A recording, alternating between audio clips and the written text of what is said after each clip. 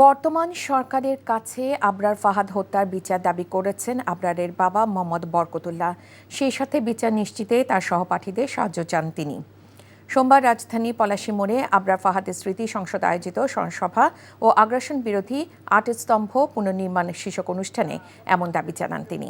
স্মরণসভায় বিশ্ববিদ্যালয়ের গণরুম ও গেস্ট রুমে নির্যাতনের কথা তুলে ধরে বৈষম্য বিরোধী ছাত্র আন্দোলনের সমন্বয়ক সার্জিস আলম বলেন, সেই রুমগুলো ছিল সাধারণ শিক্ষার্থীদের দাস বানানোর ঘর। দৈনিক আমার দেশ পত্রিকার সম্পাদক মাহমুদুর রহমান বলেন, সুযোগ এসেছে ভারতীয় ফ্যাসিবাদের বিরুদ্ধে প্রতিবাদের। বক্তারা বলেন, ভারতের সাথে বিরোধিতা নয়, বরং প্রতিবেশীর প্রতি জুলুমের বিরোধিতা করে বাংলাদেশের মানুষ। আমরা তো এখনো আমাদের হত্যার বিচার হয়নি। তা আমরা বর্তমান সরকার আছে, নিরপেক্ষ সরকার, অন্তর্বর্তীকালীন সরকার, ওনাদের কাছে আমাদের আহ্বান থাকবে আমরা যেন আবরার ফাহাদের সঠিক বিচার করি। এই ছাত্র জনতার অভ্যুত্থানের পূর্বের দিন পর্যন্ত যে গেস্ট রুমগুলো হতো, প্রোগ্রামগুলো হতো, গণরুমগুলো হতো, তার প্রত্যেকটি প্রক্রিয়া ছিল এক একটি আবরার ফাহাদকে বিভিন্ন প্রক্রিয়া নির্যাতন করার, নিপীড়ন করার এক একটি প্রক্রিয়া। এই শহীদ আবরারকে আগামী 100 বছর পরে স্মরণ করতে চাই যে সে বাংলাদেশের একজন অসামান্য বীর ছিল, যেমন করে আমরা তিতুমিরকে স্মরণ করি।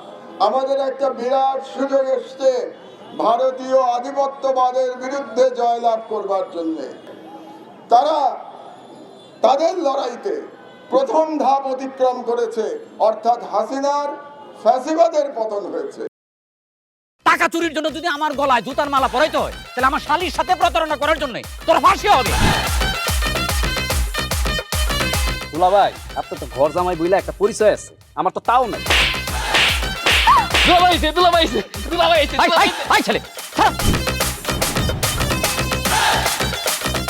রাজনৈতিক ফ্যামিলির মেয়ে হয়ে ওই কাজ করবে। যারে পাবো আরে পিটাবো, রক্তের নেশায় ধরতে, রক্তের নেশায়, কাঁচা রক্তের নেশায় ধরতে। তোমার এই পলিটিক্স আমার বাম পকেটে থাকে। পাঁচুদের বউরে ঝামেলা পাকাই। এই বেটাই, আমি তখন বিয়ে করিনি।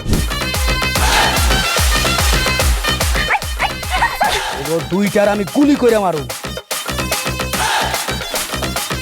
মাসুদরা কোনোদিন ভালো হয় না। আপনার পোশাক এসে দেখে কিন্তু আপনার তালুকদার বংশের লোক মনে হয় না আব্বা, আপনার মনে হয় যে আপনি ফকির বংশের লোক।